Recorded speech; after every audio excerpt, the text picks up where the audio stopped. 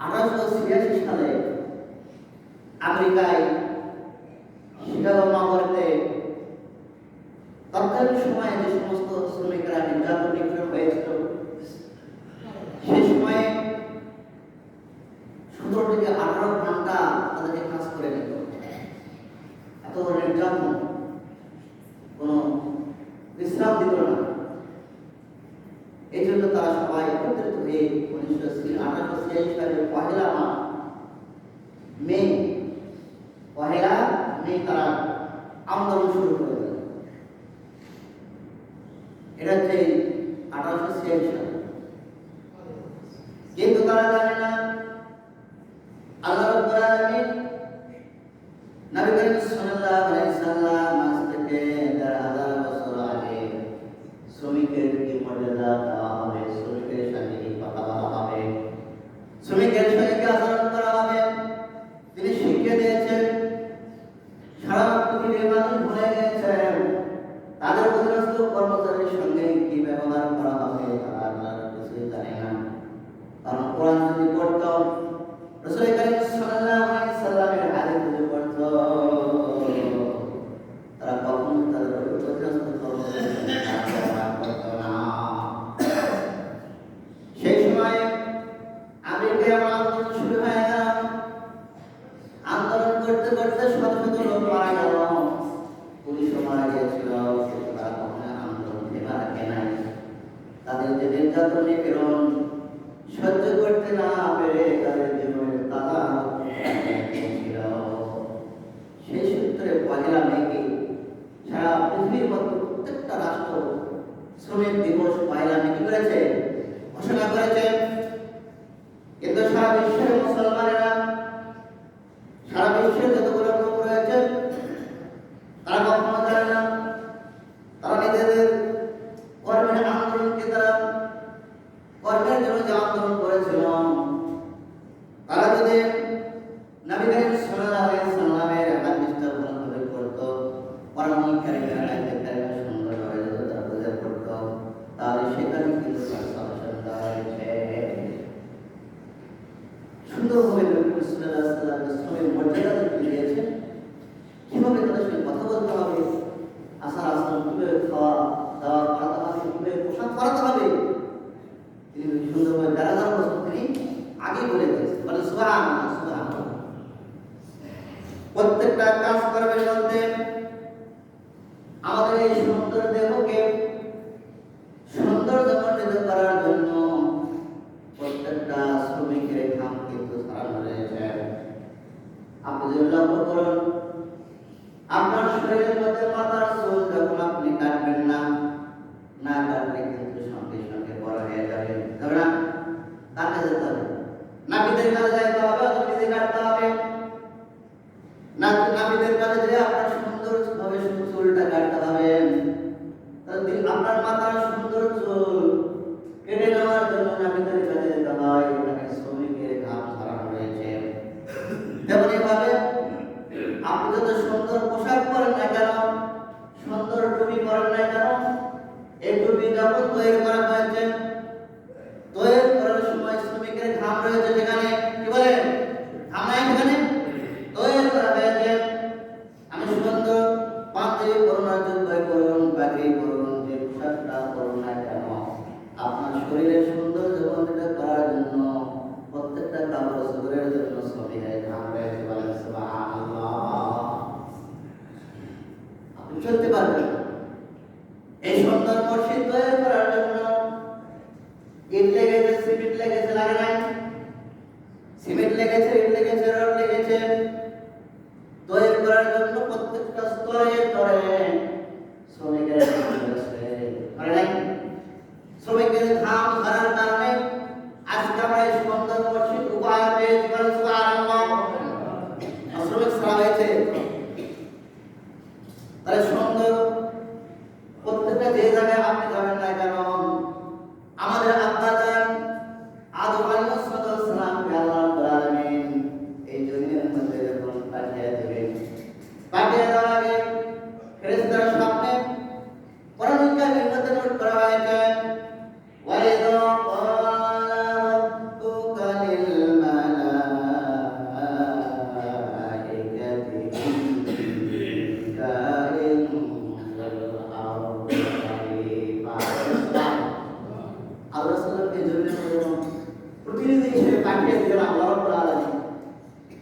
এই জমি প্রতিষ্ঠিত করার জন্য, আল্লাহর দ্বীন কায়েম করার জন্য শ্রম ছাড়া কি হবে? কখনোই সম্ভব নয়। প্রত্যেকটা নবী রাসূল এই জমিনের মধ্যে শ্রম দিয়েছে, মেধা দিয়েছে। শ্রমের মাধ্যমে আমাদের আব্বা যারা কৃষি কাজ করেছিলেন, বলে সুবহানাল্লাহ। এমন করে সমস্ত নবী রাসূল নিজের কর্ম তারা নিজেই করেছেন, নিজের হাত দ্বারা উপার্জন করেছিল। হযরত দাউদ আলাইহিস সালাম তারা কি করেছিলেন? মহান কাজ করেছিলেন, বলে সুবহানাল্লাহ। আল্লাহকে আগ্রহে যখন যেভাবে যে জিনিস করার জন্য নির্দেশ দিতেন, সঙ্গে সঙ্গে পানির মতো করে সেই জিনিস হয়ে যেত, বলে সুবহানাল্লাহ। প্রত্যেকটা নবী রাসূল হযরত মুসা আলাইহিস সালাম তিনি ছাগল চড়াতেন, কিন্তু তাকে রাখাল বলা যাবে না, তার মান সম্মানের ব্যাপার রয়েছে। প্রত্যেকটা নবী রাসূল যে কাজ করেছে, কোন নবী রাসূল মুসা আলাইহিস সালাম তিনি কি করেছেন? কাপড়ে কাটার দর্জির কাজ করেছিল। যদি তাকে দর্জি আনা একটা মান থাকে। একটা উদাহরণ দিলে আপনি বুঝতে পারবেন। আপনার সামনে যখন আপনার মা দাঁড়ানো রয়েছে, আপনাকে জিজ্ঞাসা করা হলো ইনি কে? আপনি যদি বলেন এটা আমার আব্বার বউ, কথা শুনতে কেমন লাগলো? কথা কিন্তু ঠিকই আছে।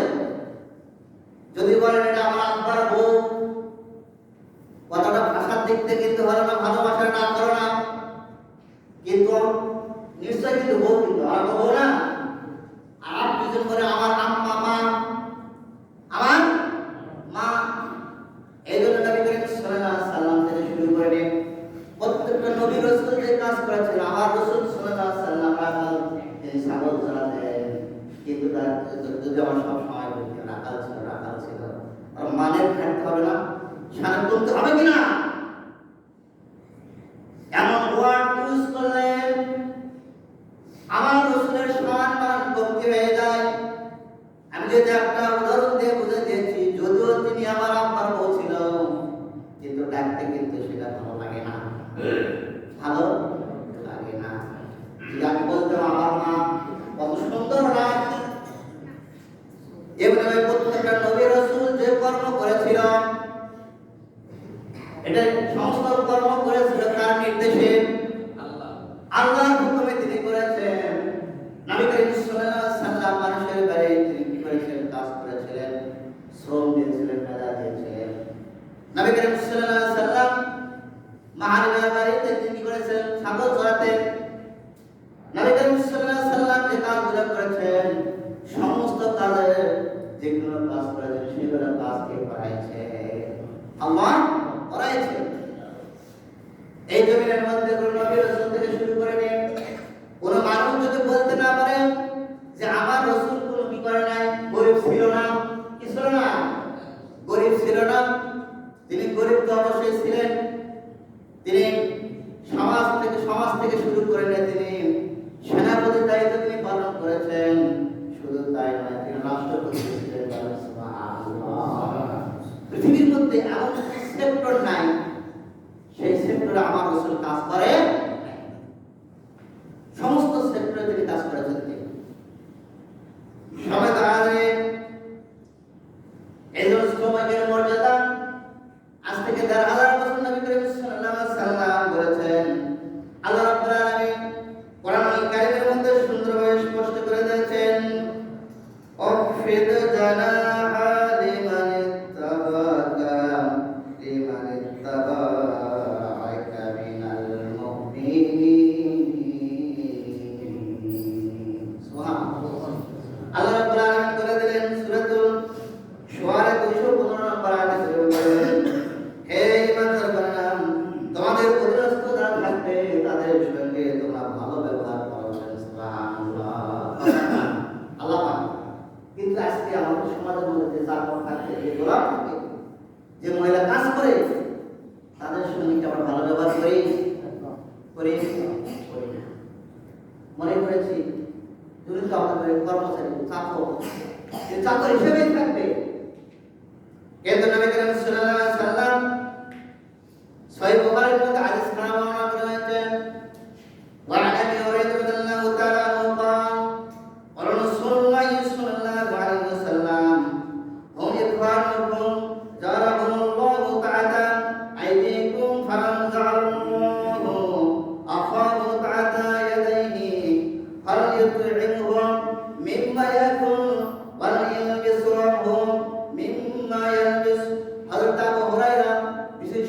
হাদিস করা করেছেন নবী করিম সাল্লাল্লাহু আলাইহি ওয়াসাল্লাম তিনি বলেছেন তার হাজার বছর আগে তোমাদের অধীনস্থ যে সমস্ত কাজে থাকবে কর্মচারী থাকবে তোমরা তোমরা যা খাবে তাদেরকে তাও খাওয়াবে।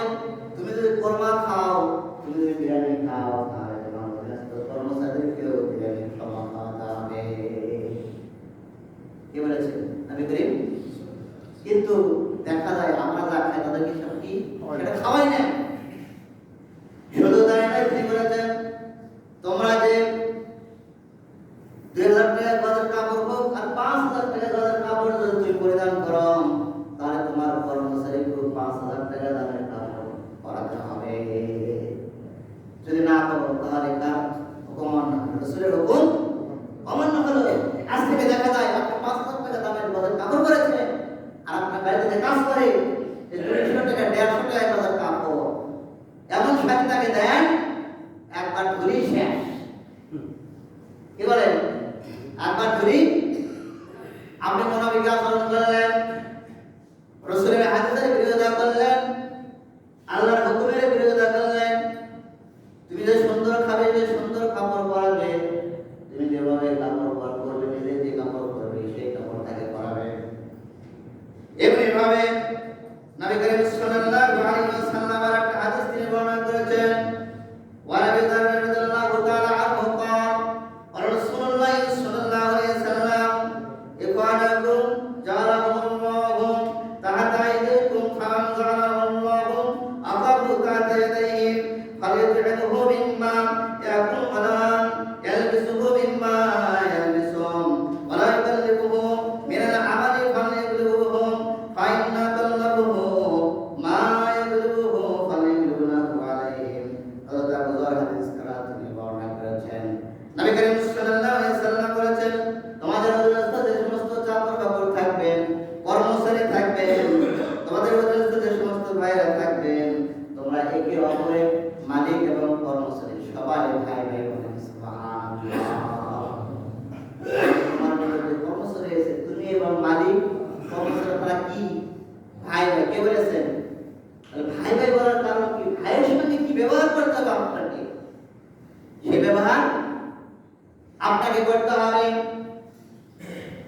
ভাইয়ের সঙ্গে কি ব্যবহার করা মানে কি? সুন্দর কথা বলা, সুন্দর আচরণ করা। ভাইকে আপনি খারাপ খাবার দিতে পারবেন? খারাপ পোশাক দিতে পারবেন? এত সুন্দর কথা বললেন নবী করিম সাল্লাল্লাহু আলাইহি ওয়াসাল্লাম।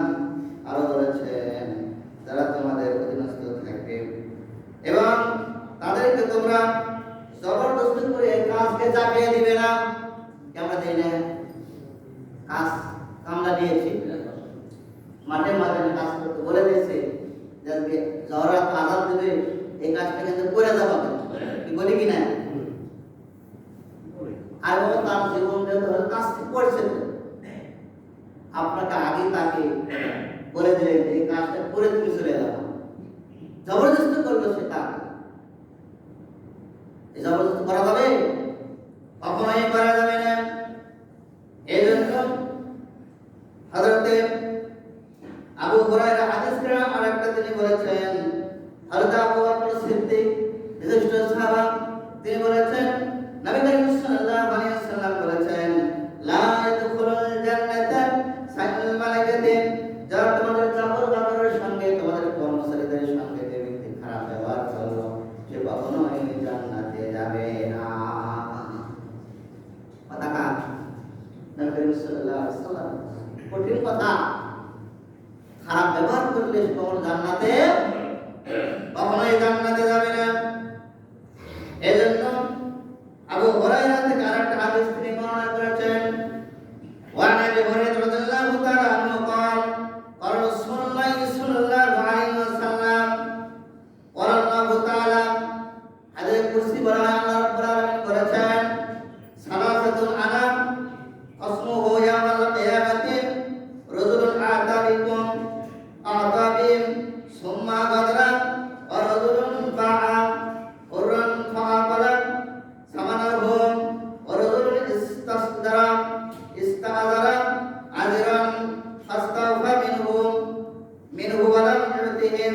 হযরত আবু হুরায়রা হাদিস খানা বর্ণনা করেছেন, নবী করিম সাল্লাল্লাহু আলাইহি ওয়াসাল্লাম বলেছেন, সাহাবারা,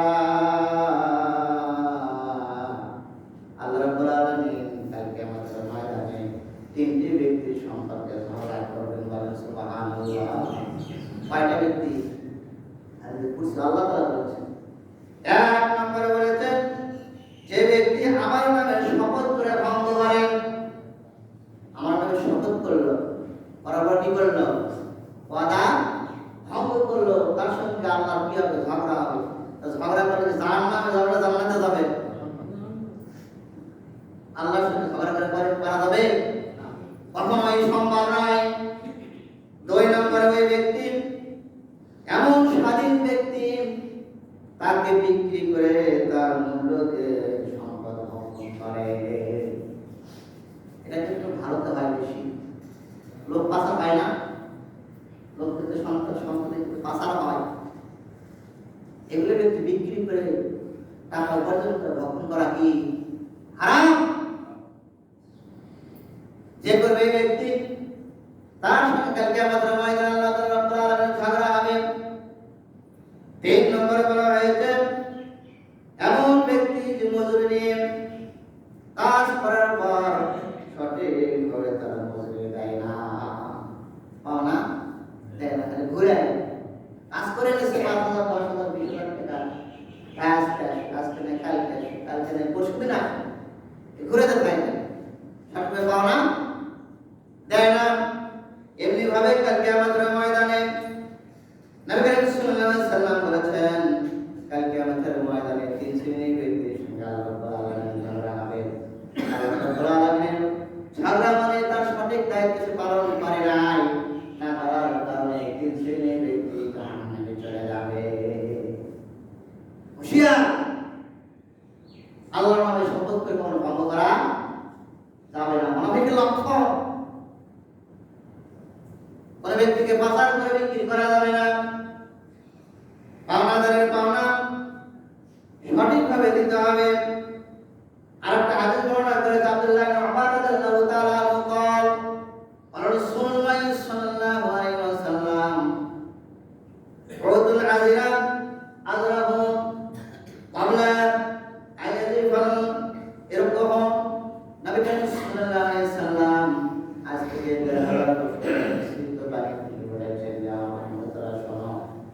যখন কোন ব্যক্তি কাজ করবে,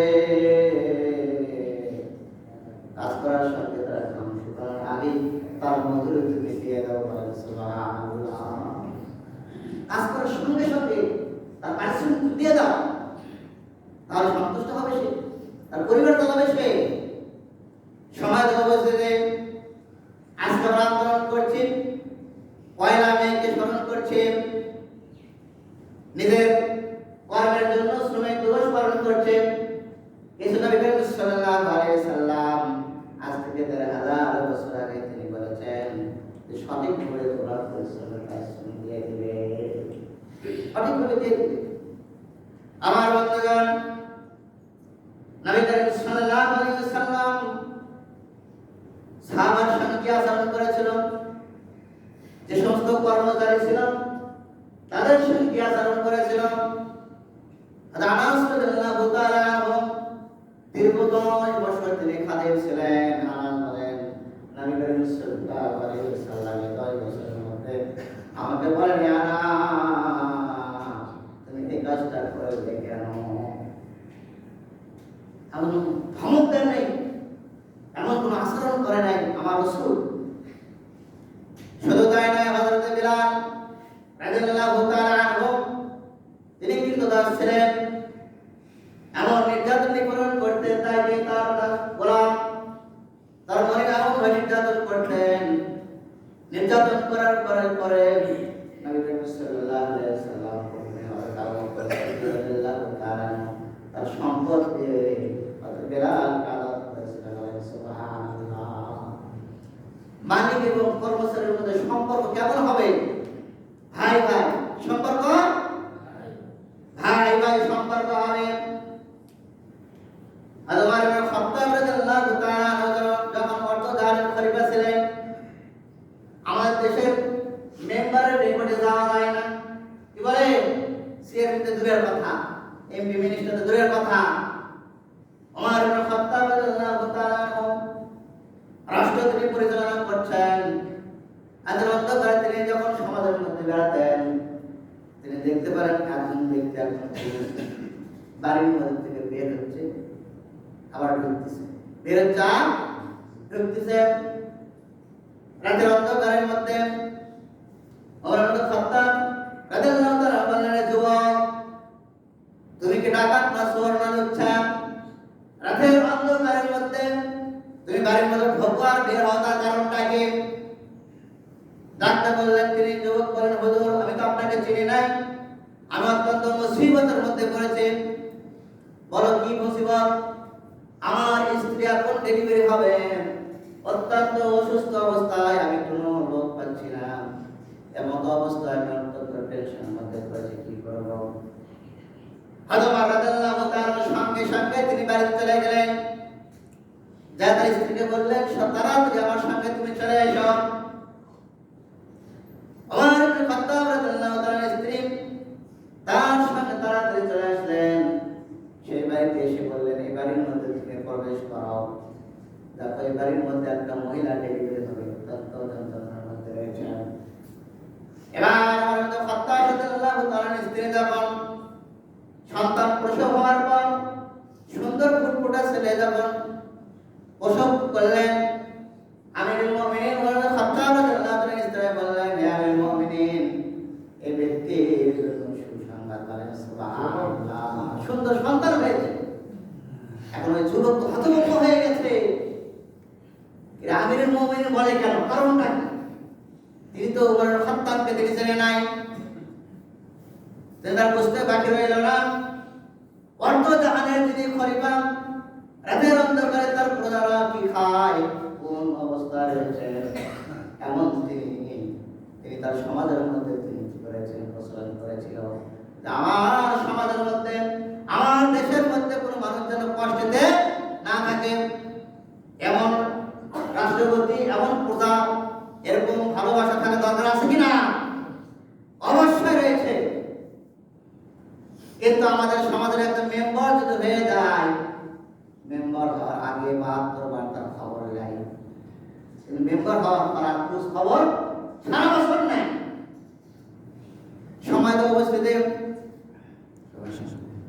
শ্রমিকের মর্যাদা আল্লাহ রাব্বুল আলামিন দিয়েছেন, নবী করিম সাল্লাল্লাহু আলাইহি সাল্লাম দিয়েছেন অনেক আলোচনা। এই আলোচনা থেকে আমরা শিক্ষা গ্রহণ করব। আমার অধীনস্থ যে সমস্ত কর্মচারী থাকবে, তাদের সাথে কখনো খারাপ আচরণ করা যাবে না, যাবে কখনোই না। ভালো কথা বলবো, সুন্দর কথা বলবো। তিনি যে আপনার নিকট কাজের বুয়া হয়ে আইন এসেছে, আপনার স্ত্রী তো হতে পারতো এরকম কাজের বুয়া হওয়া, কি বলেন? একজন লোক আপনার বাড়ি কাজ করছেন, আপনি তো আল্লাহ তাআলা, আপনি তো কাজের লোক বানিয়ে দিতে পারতো কিনা? তাহলে আপনার আল্লাহ তাআলার শুকরিয়া আদায় করতে হবে না?